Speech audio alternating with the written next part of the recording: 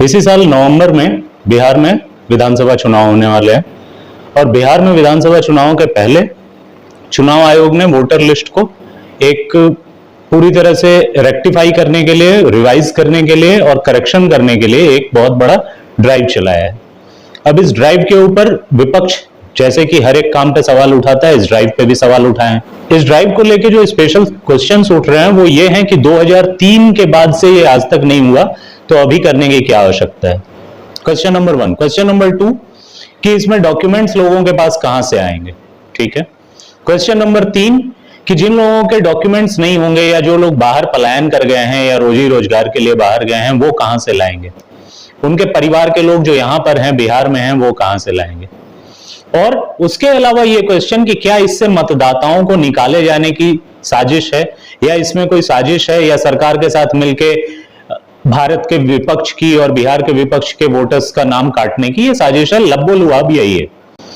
अब जब डेटा पे हम लोग बात करते हैं तो डेटा जो आज योगेंद्र यादव जी ने भी कल अपने ट्वीट करा था, एक एक्स पर पोस्ट करा था, उसमें वो कहते हैं कि बिहार में तकरीबन रफली हम लोग बात करेंगे 8 करोड़ मतदाता हैं 2025 के अनुसार, और ये बात चुनाव आयोग भी मान रहा है।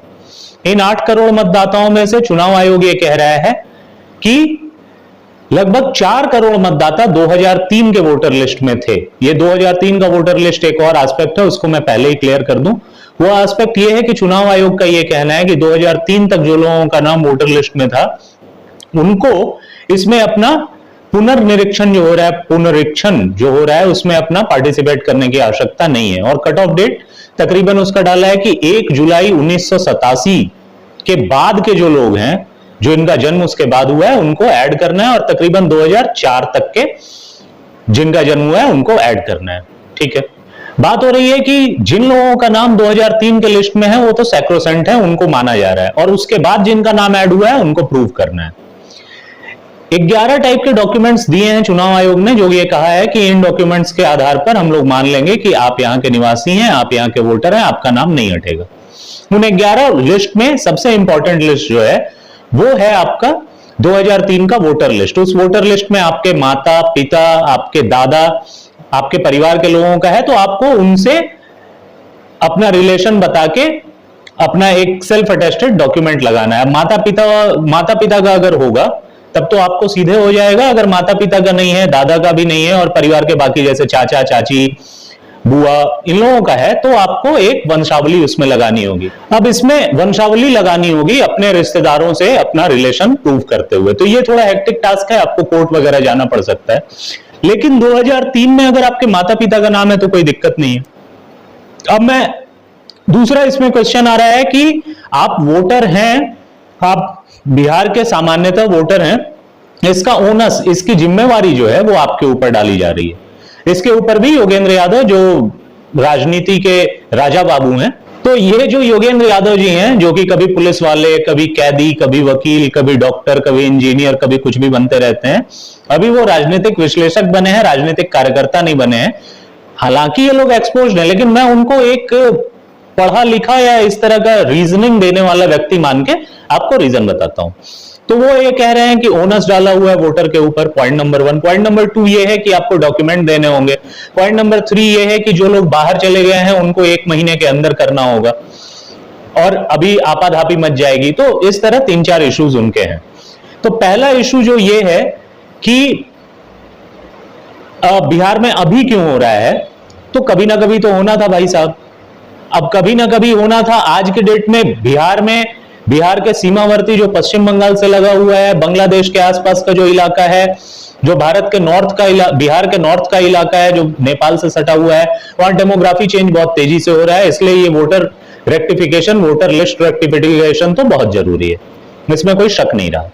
दूसरी बात कि ओनस वोटर पे डाला जा रहा है। जी हाँ, बिल्कुल ओनस वोटर पे डाला जा रहा है। अगर आपके माता पिता 2003 में यहाँ के वोटर नहीं थे तो आज यहाँ के वोटर कैसे हैं? अब रिवर्स माइग्रेशन तो बिहार में नहीं हो रहा कि जो लोग यहाँ 2003 में नहीं रह रहे थे वो अभी रहने लगे। अगर आप ये कह रहे हैं कि ऐसा हो रहा है तो इसका मतलब आपको मानना होगा कि आदरणीय नीतीश कुमार की जो सरकार है, जो कि ज्यादातर समय भारतीय जनता पार्टी के साथ रही है, उसने बहुत अच्छा काम किया है। तो रिवर्स माइग्रेशन जैसी बात तो आप नहीं मानेंगे। अब जो यहाँ आए, अगर वो यहाँ रह रहे हैं तो उनके पास किरायानामा होगा। किरायानामा के थ्रू भी वो अपना ये तो प्रूव कर पाएंगे कि वो लोग यहां पर रह रहे हैं अभी। उसके अलावा जमीन खरीदा होगा, आवास लिया होगा, कुछ भी ऐसा होगा, वो डॉक्यूमेंट होगा, तो ये भी खत्म हो जाता है। तीसरी चीज, ओनस इसलिए डाला गया है कि आपके ऊपर जिम्मेवारी है, आप कोई एक डॉक्यूमेंट लाके दे दो। और बिहार सरकार, चुनाव आयोग ने जितने ब्लॉक बूथ लेवल ऑफिसर्स हैं उनको 2003 की लिस्ट पकड़ा दी है। आप डाउनलोड कर सकते हो उस लिस्ट को, उसमें अपने पिता का, अपने माता का किस नंबर पे, किस लिस्ट में किस नंबर पे है वो आप बता सकते हो, और बता सकते हो कि हाँ भाई हमें वोटर लिस्ट में रहने दिया जाए। तो ये बड़ा इशू नहीं है। उसके बाद उनको साजिश, वो कह नहीं रहे हैं, वो कह रहे हैं मुझे नहीं पता ये साजिश है या नहीं। तो जब आप साजिश है या नहीं ये नहीं जान रहे हो तो आप कैसे कह रहे हो, क्यों सवाल उठा रहे हो? आपको कहने का उद्देश्य तो यही है, लेकिन साफ साफ कह भी नहीं पा रहे हो। उसके बाद उनका कहना यह है कि अभी बाढ़ के हालात आएंगे बिहार में, मानसून का समय है, या अभी लोगों के पास डॉक्यूमेंट नहीं रहता, या लोग पलायन कर जाते हैं। तो पलायन जो कर जाते हैं उसकी स्थिति मैं आपको बता दूं, कोविड के समय बिहार में ration card 1,80,00,000 ration card issue थे। कोविड के समय जब सरकार ने लोगों को 500 रुपए खाते में केंद्र सरकार देने लगी और बिहार सरकार ने कहा कि हम राशन कार्ड बनाएंगे, रिवीजन करेंगे, तो आज के डेट में बिहार में लगभग 2 करोड़ राशन कार्ड हैं, यानी 20 लाख राशन कार्ड बने। और इन 20 लाख में मुझे कोई शक नहीं कि कोविड के समय हम लोगों ने भी जितने मेहनत करके राशन कार्ड बनवाया था, मुझे कोई शक नहीं कि इन 20 लाख राशन कार्ड में 12 से 15 लाख राशन कार्ड जो नगर परिषद है, नगर निगम है, नगर पंचायत है, या फिर पंचायत स्तर पे भी इन लोगों के राशन कार्ड बने होंगे, मुझे इसमें कोई शक नहीं है। 12 से 13 लाख तो उस समय बने होंगे, बाकी के उसके बाद ही बने होंगे। तो लोग इतने अवेयर हैं। दूसरा, जब ऑनलाइन किया जा सकता है तो ये बाहर में बैठा हुआ व्यक्ति भी कर सकता है। तो इसलिए यूजुअल सस्पेक्ट है, उनको सवाल उठाना है तो वो सवाल उठा रहे हैं। लेकिन ये सवाल क्यों उठा रहे हैं? ये सवाल इसलिए उठा रहे हैं क्योंकि उनके जो चहेते हैं आदरणीय तेजस्वी यादव, उनको फिर से बनाना है।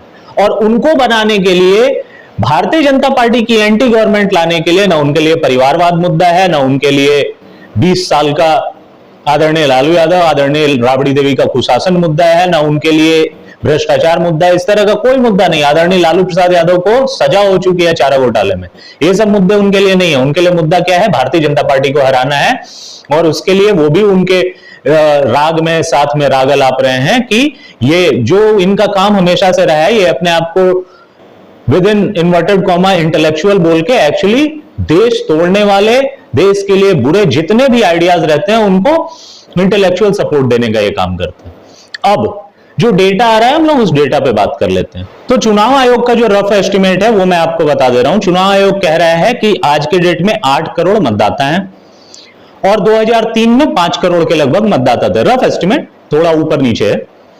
8 करोड़ में 5 करोड़ 2003 में थे, तो नए जो जुड़े हैं वो 3 करोड़ हैं। चुनाव आयोग ये कह रहा है कि 2025 में 8 करोड़ मतदाता हैं तकरीबन, लगभग, और 2003 में 5 करोड़ मतदाता थे। तो 2025 में 8 करोड़ हैं, 2003 में 5 करोड़ थे, तो 3 करोड़ के लगभग का वेरिफिकेशन होगा, ये चुनाव आयोग कह रहा है। अब इसके ऊपर जो पूरा लेली कबीला है, उस लेली कबीला का जो मुखपत्र है द हिंदू, और लेली कबीला जो है वो जिन एस्पेक्ट्स पे नाच रहा है वो राजनीति के राजा बाबू आदरणीय योगेंद्र यादव के डेटा पर नाच रहा है। वो ये कह रहा है कि चुनाव आयोग कह रहा है कि तकरीबन 5 करोड़ वोटर्स हैं, उसमें से 1.5 करोड़ के लगभग की मृत्यु हो चुकी है, तो 3 करोड़ वोटर बचे। और और वो ये मान रहा है लेली कबीला कि लगभग 1 करोड़ बाहर में कमाते हैं। तो 5 करोड़ में 1 करोड़ लोग की मृत्यु हो गई, तो बचे 4 करोड़। 1 करोड़ बाहर कमाते हैं तो बचे 3 करोड़। तो वो ये कह रहा है कि चुनाव आयोग में अब रजिस्टर्ड 3 करोड़ रह गए हैं और वोटर हैं 2025 के अनुसार कितने? 8 करोड़। तो 5 करोड़ का जो लेली कबीला है वो कह रहा है कि 5 करोड़ का फिर से वेरिफिकेशन करना होगा। इस 5 करोड़ में से 1 करोड़ जो पलायन कर गए हैं उनका वेरिफिकेशन होना चाहिए या नहीं, ये आपके ऊपर मैं छोड़ता हूं। अब उनका अगर वोटर कार्ड दिल्ली में भी है, उनका वोटर कार्ड मध्य प्रदेश में भी है, उनका वोटर कार्ड महाराष्ट्र में भी है, तो वो वहां भी वोट करें, यहां भी वोट करें, ऐसा हो सकता है क्या? तो 1 करोड़ वो निकल गया, बचे 4 करोड़। 4 करोड़ में से 1 करोड़ का चुनाव आयोग भी कह रहा है कि हम मान लेते हैं कि मृत्यु हो गई है, तो बचे 3 करोड़। तो वही 3 करोड़ की तो बात चुनाव आयोग कह रहा है कि उन 3 करोड़ को अपना वेरिफिकेशन कराना है। अब कोविड के हाई टाइम में जिस समय लॉकडाउन लगा था, अगर 12-13 lakh ration card, 12 lakh ration card अगर 5 लोगों का परिवार मान लेते हैं तो 12-5 60, 12 into 5 60 लाख लोग राशन कार्ड के कवर में आ सकते हैं। कोविड के हाई टाइम पे आवेदन उससे भी ज्यादा लोगों के आए थे। उसको प्रोसेस करके जिनके आधार कार्ड के साथ पहले से राशन कार्ड में आधार कार्ड अटैच था, उन लोगों को हटाया गया। तो जब कोविड के हाई टाइम पे ये हो सकता है तो अभी क्यों नहीं हो सकता? आपकी ऑनलाइन व्यवस्था है, क्यों नहीं हो सकती? आप बार बार कह रहे हो कि डॉक्यूमेंट है, आप कह रहे हो आधार कार्ड इसमें माना नहीं जा रहा है, राशन कार्ड नहीं माना जा रहा है, यही तो आरोप है, सब लोग आरोप लगा रहे हैं। मैं जो आपको उत्तर बिहार के डेमोग्राफी के चेंज की बात कह रहा हूं, जो पूर्वी बिहार के डेमोग्राफी के चेंज की बात कर रहा हूं, आप पूर्वी बिहार में चले जाओ, वहां के लोकल जो मुसलमान हैं वो ये शिकायत करते हैं कि बांग्लादेशी आके भर गए हैं, वो टिन का शेड वाला घर बना के उसमें रह रहे हैं और वो लोग चोरी चकारी कर रहे हैं और वो चोरी चकारी करके इन लोगों का भी नाम खराब कर रहे हैं और इन लोगों का भी संपत्तियों की चोरी चकारी करते हैं। उत्तर बिहार में आप चले जाओ, यही शिकायत है, नेपाल से और बांग्लादेश से लोग आकर के यहां पर रह रहे हैं, उनका वेरिफिकेशन क्यों ना किया जाए?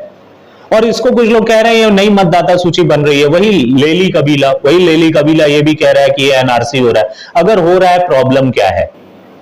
पहली बात तो जमुई के जो डीएम है उन्होंने ये अपने इंटरव्यू में क्लियर कर दिया कि ये नागरिकता के लिए नहीं है, ये सिर्फ और सिर्फ वोटर्स के लिए है, वोटर्स को जानने के लिए है।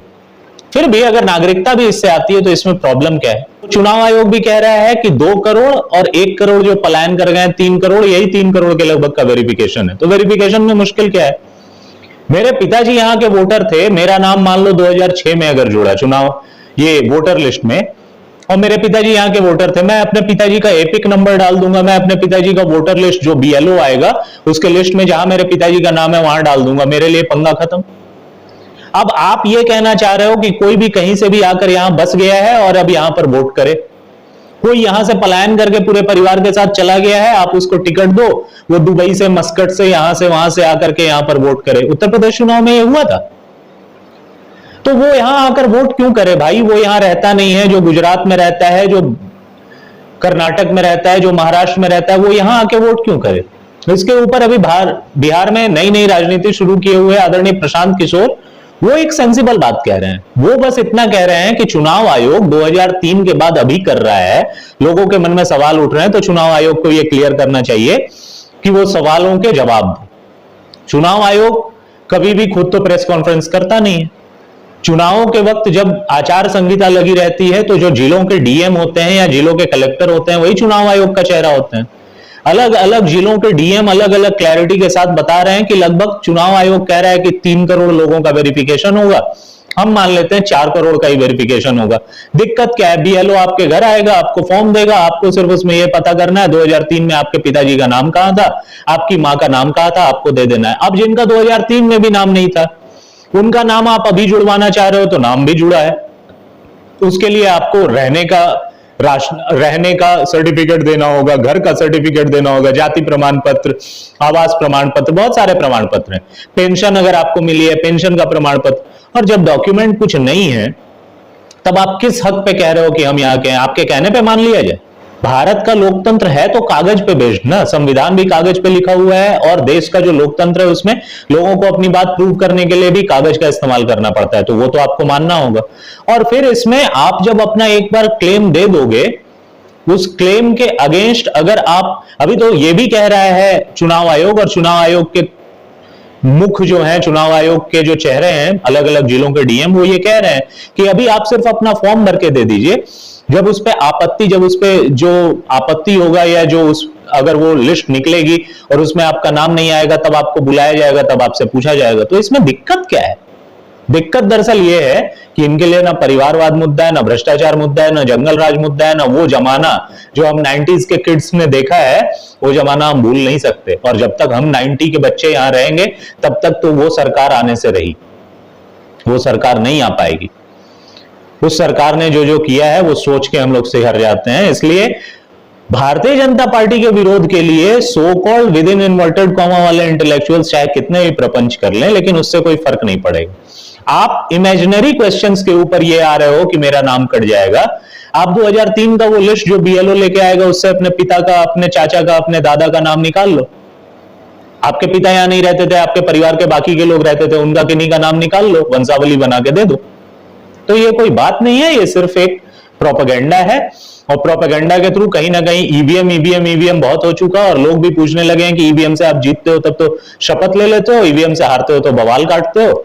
तो अब ये नया एक बहाना है, एक तरह से ये क्लियर है कि भारतीय जनता पार्टी और जनता दल यूनाइटेड का जो गठबंधन है, एनडीए का जो गठबंधन है, उसको बिहार के चुनाव में इस बार भी नहीं हरा सकते ये लोग, इसलिए ये सिर्फ बहानेबाजी। धन्यवाद।